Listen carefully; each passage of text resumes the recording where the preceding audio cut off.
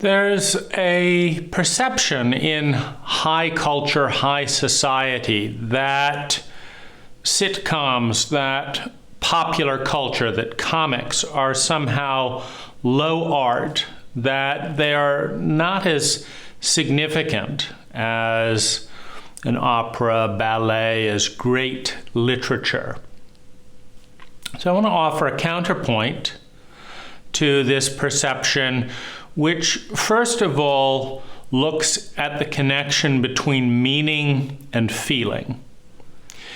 And if you imagine for a moment that you are a human being who has only thought, but no feeling and no sensation, the question is, could you experience any sense of meaning? Meaning, if you had no physical reaction and no emotional reaction to a single thought you had, thoughts from an abstract point of view are simply patterns of energy called ideas. This pattern, that pattern, this pattern, that pattern, this other pattern. What gives meaning or significance to one pattern more than another? They're all patterns. How do you experience meaning or significance? And what I would say is that meaning and significance is defined and experienced through the intensity of reaction. Meaning, we know that a thought is significant to us if it has a strong feeling or a strong sensation around us. We know that a memory is significant to us if it has a strong sensation or a strong feeling. We know that a person is significant to us if we have a strong sensation or a strong feeling around that person. If we have zero sensation and zero person or zero feeling around an individual, we say correctly, this person means nothing to me. Not that they mean nothing to anyone, but nothing to me. I feel nothing. I feel no up, I feel no down. My body doesn't light up, doesn't turn away in terror. This person has no impact on me. They're just there. I feel nothing. My body does not respond. And what I'm driving at is that all meaning, all feeling, all sense of value is derived through emotional and physiological stimuli. For example, if someone walks into the room and your entire body erupts into lust, the meaning comes from the eruption. It doesn't come from them walking into the room. Because if you take away your body and you take away your heart, if you take away those systems of feedback, the same person walks into the room, you feel nothing because you have no body, you have no sense of feeling. There's no emotional feedback, there's no physical feedback. It doesn't change you.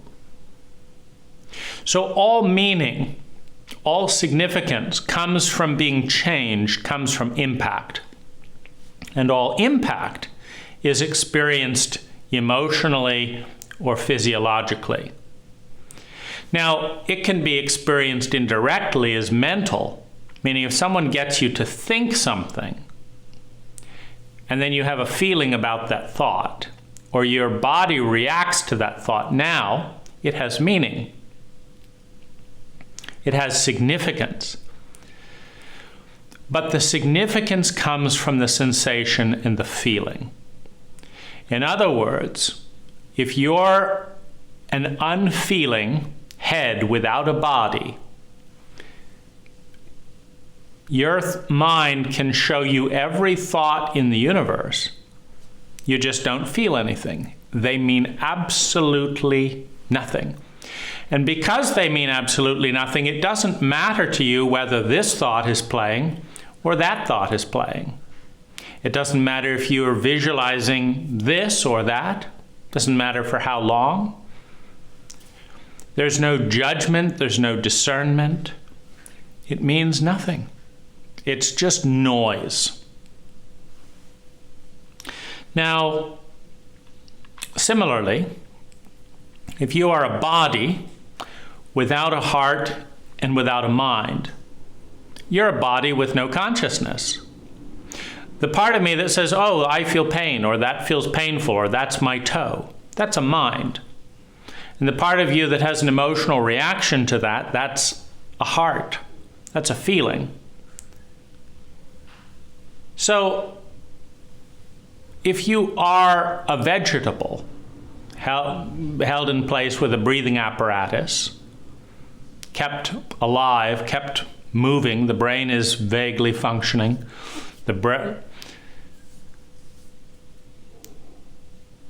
but you have no consciousness, you have no thought of who you are, there's no identity, there's no feeling about it, there's no sense of time. Again, meaningless. So if you were a vegetable without any consciousness, meaningless. If you were a mind without any feeling, without any sensation, about any thought, meaningless.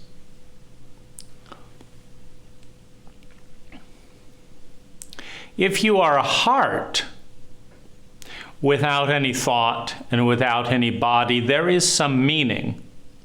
Because as a heart, we enjoy feeling joy, and we feel pain feeling pain. But could we make sense of it without time? Because if we didn't have memory, if we didn't have memory to say, I felt better yesterday than I do today, is there a sense of meaning, or is there just a sense of existence? But certainly, of the three, if one was to have a disembodied brain with no feeling and no sensation, and no memory of feeling, and no memory of sensation, we have a meaningless mind. A vegetable with no consciousness of feelings or thoughts, we have a meaningless body. A heart without a memory of time to know about the past and the future, to give context, there's no meaning. There is some sense of significance, but can we experience that significance without a thought? So our sense of meaning and our sense of significance comes from the intersection, the synergy of heart, mind, and body. So the thing that has the most significance to us is the thing that we have made the most meaning about. And the things that we have made the most meaning about are the things that affect us and those that we care about, and that which we care about, more than anything else, positively or negatively. Why does Adolf Hitler have meaning and significance more than most Germans in the 19th century to most of us? Because we associate the name Adolf Hitler with changing the planet in ways that bother us. So we have a strong emotional charge, and we have and we connect it with a wide field. So we say things like 6 million Jews. We care about the Jews. There's a lot of them, 6 million. Adolf Hitler killed or damaged at least that amount. We care about our freedom. Adolf Hitler damaged the freedom of millions more. We care about control of our destiny. Adolf Hitler threatened control of our destiny around the world. And so Adolf Hitler has meaning and significance, in this case through a negative lens, because he caused intense feeling and reactive sensation in lots and lots and lots of people. And we may even be afraid of a new Adolf Hitler, that Adolf Hitler also reminds us that every human being has the capacity to be a despotic dictator. So there's meaning and significance. Why does our high school sweetheart, the first person we fell in love with, have meaning and significance? We felt new things that we'd never felt before. We had sensations in our bodies we'd never experienced before. We had intense feelings and intense sensations that are unique to this person. So this person has meaning and significance. In other words, the only things that have meaning and significance are things that have affected our heart and our body significantly, either positively or negatively, in a way that we correlate to their name, to that person, etc. So we're conscious of a connection between something that affected us strongly, either positively or negatively, and as a result, this has significance and thus meaning to us. Okay, now we come back to media. We come back to entertainment. We come back to reality. So, what are the things that we are drawn to in art, in entertainment, be it movies, books, pornography? What are we drawn to? The first thing that we're drawn to are things that have meaning and significance for us. Now, some things we're drawn to avoid intensely. Get that away from me. I don't want to see that. I don't want to be reminded of that. So we have a negative association and we are pushing it away. It has significance for us. It has meaning for us in a way that causes us to repulse and repel. The other thing is a mixed reaction, which might have the most significance and the most meaning. Meaning I'm attracted to it and I'm repulsed by it simultaneously. I have a strong positive charge and a strong negative charge around this thing. I hate violence. I don't like it, but I'm curious to see how the mystery will be solved. So I like detective movies. Oh, I don't want to see that. I don't want to see that. But I want to see how they figure it out. So now we've got a strong negative, a strong positive, and we've got a meaningful narrative for us. I would say that popular entertainment is significant for revealing that which has meaning and significance for the majority of a culture.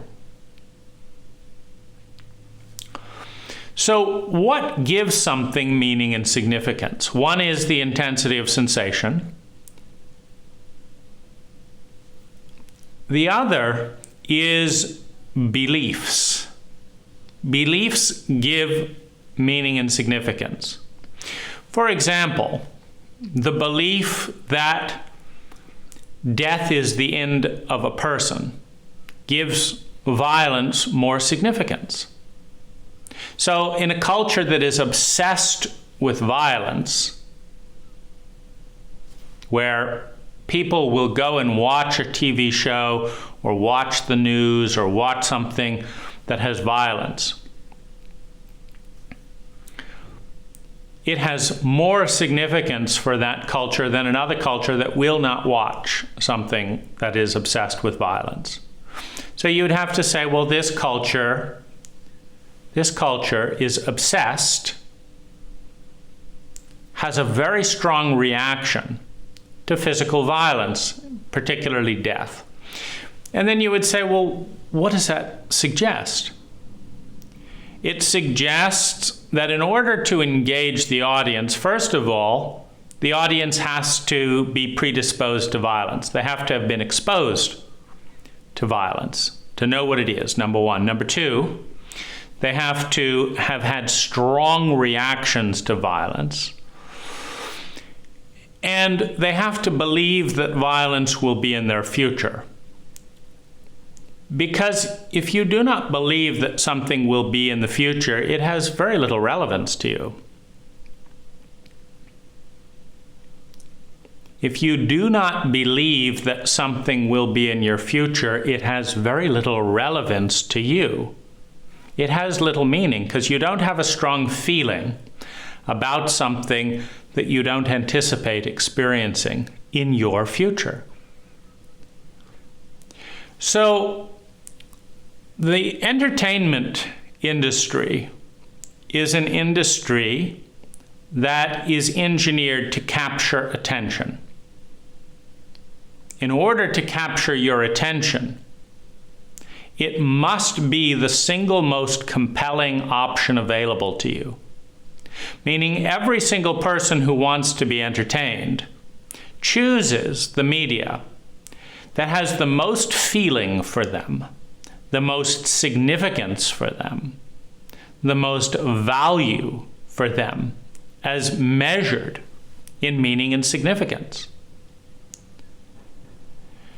In order to succeed at that endeavor, they must show that which you have the strongest reaction to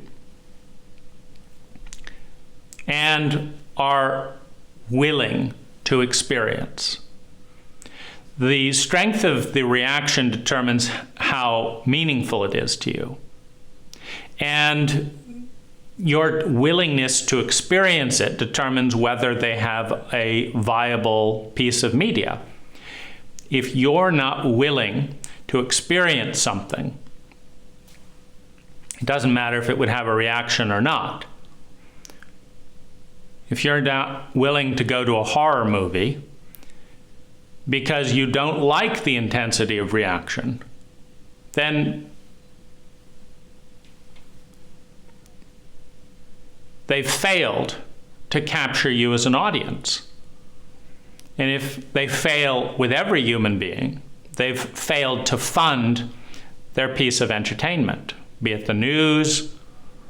If nobody watches the news because they say, it's not relevant to me, it's a waste of time, doesn't improve my quality of life, I don't do anything about it.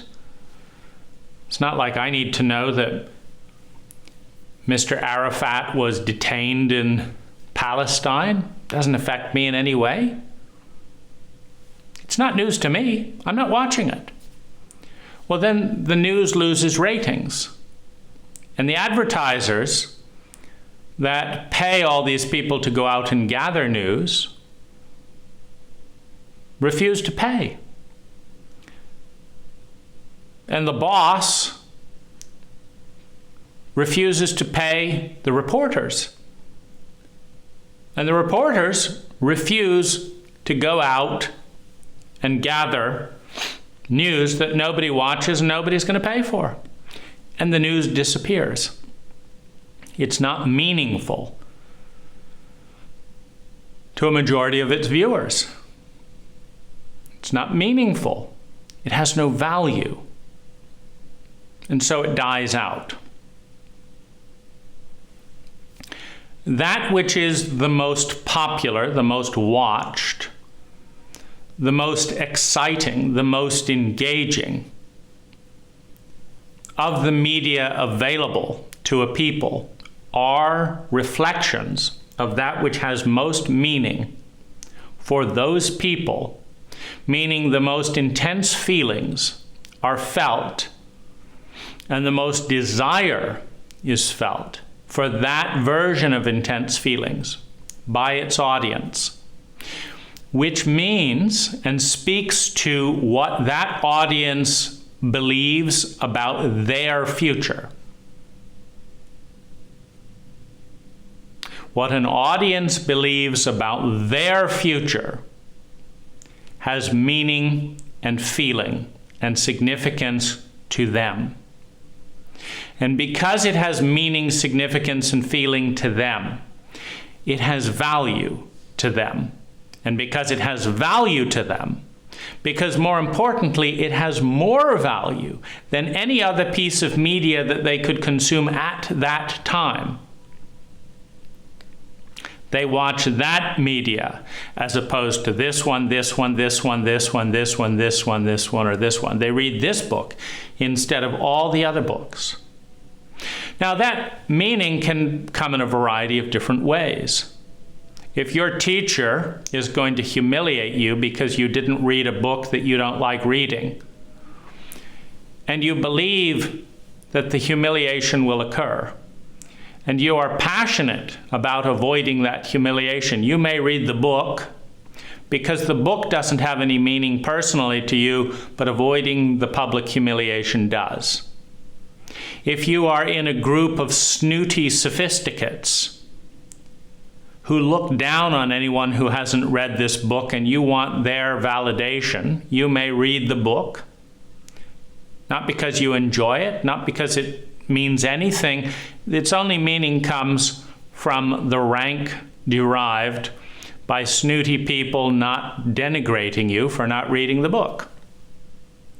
Another form of meaning. If you believe that something horrible may happen to you and you don't particularly enjoy reading the book, but let's say you're an investor and you don't want to lose all your money because losing all your money has profound emotional impact given its social implications, its physical implications, you may read the book specifically to avoid losing all your money by not understanding portfolio diversification. So it has meaning for you. But if we are talking entirely about pleasure and entertainment in a free framework, the pornography that you consume, the comics that you read, the documentary or flick that you watch, will be that which engages the most physical and emotional stimulation in a way that has meaning to you, either because you believe that it exists in your future, or that it plucks on the patterns that are most deeply connected to your feelings and sensations. It is therefore a reflection of a people and their beliefs in the future.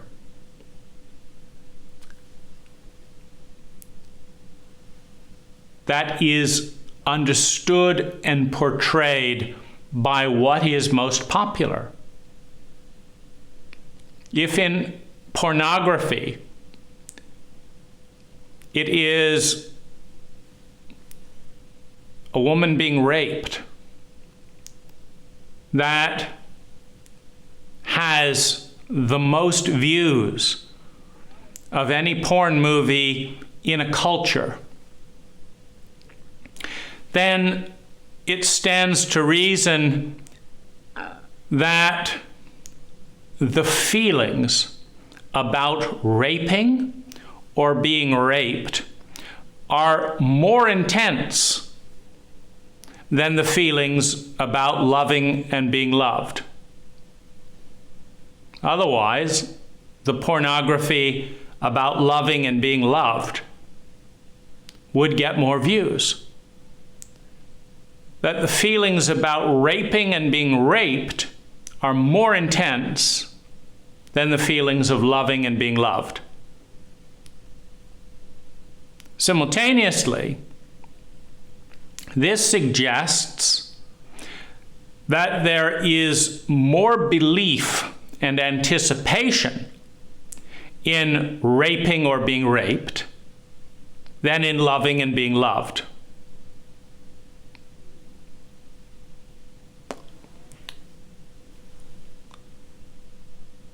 The narrative that evokes the strongest feeling reveals the deepest beliefs, the deepest fears out of those beliefs, and thus makes the entertainment, the media, relevant and significant to the person by producing the strongest physical reaction, the strongest emotional reaction.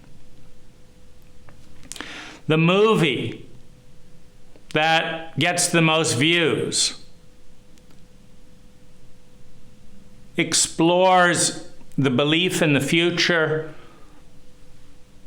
the feelings that are most important. If you look at Titanic or Avatar, the narrative reveals the pattern of thinking and feeling in a complex narrative, because there's different dimensions of that. 3D, for example, in Avatar, more immersive is going to have more impact than 2D.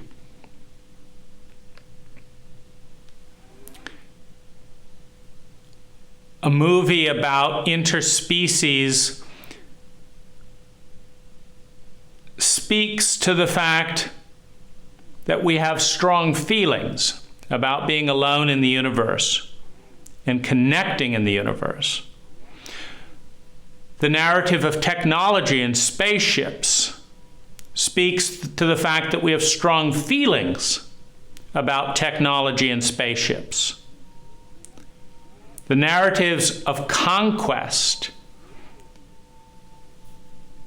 and dominance between raping a planet and raping a culture and defending a planet and defending a culture suggests that we have a strong internal conflict about that same thing, such that the story out there connects us to the story in here in a way that is emotionally significant. So the movie gains significance.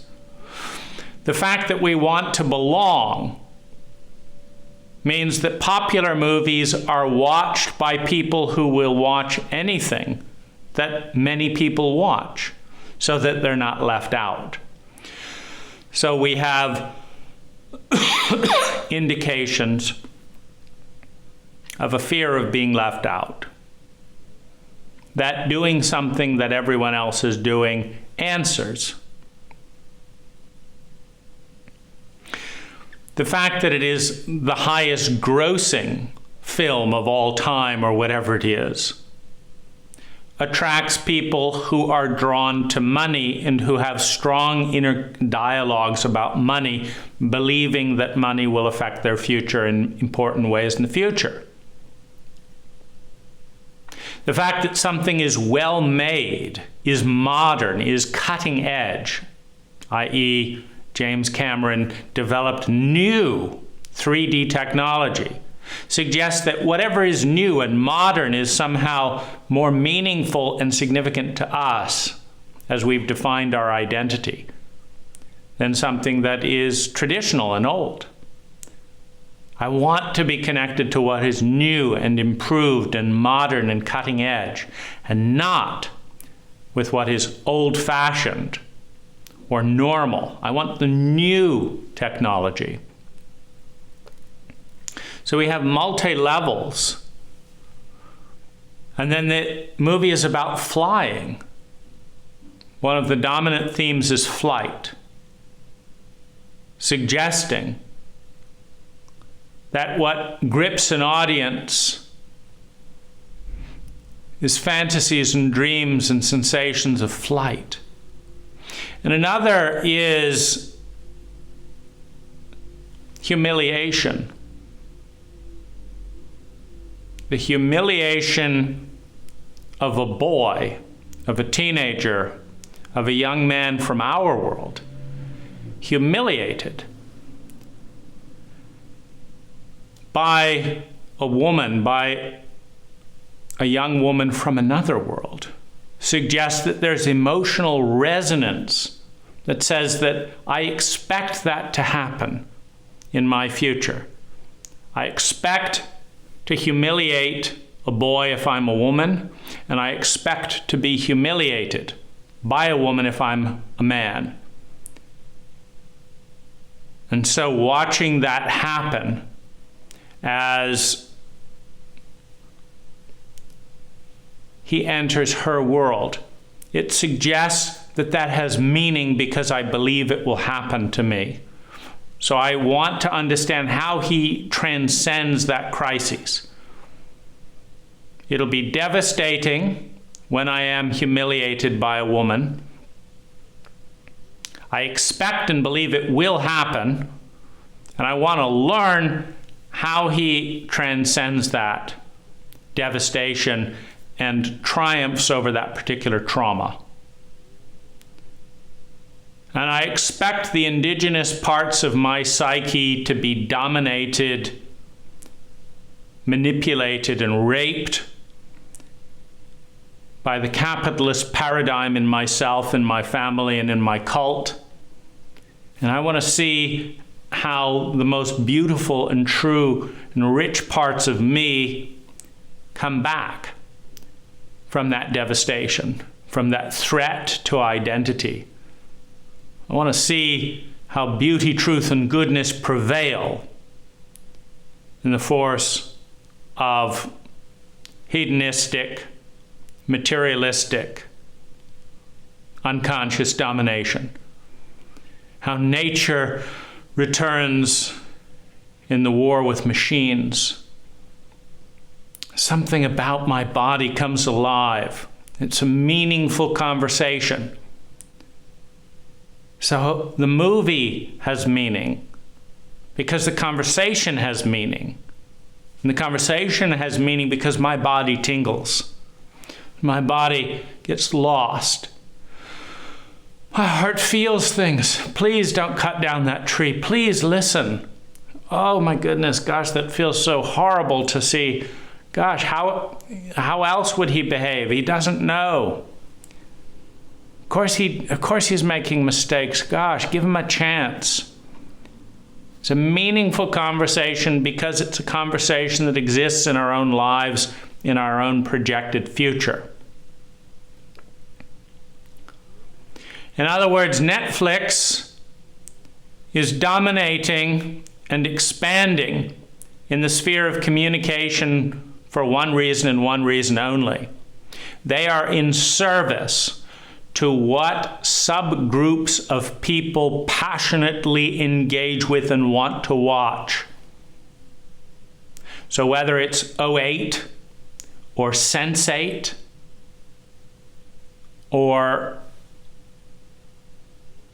The Gift or Disclosure, The Disclosure Project, or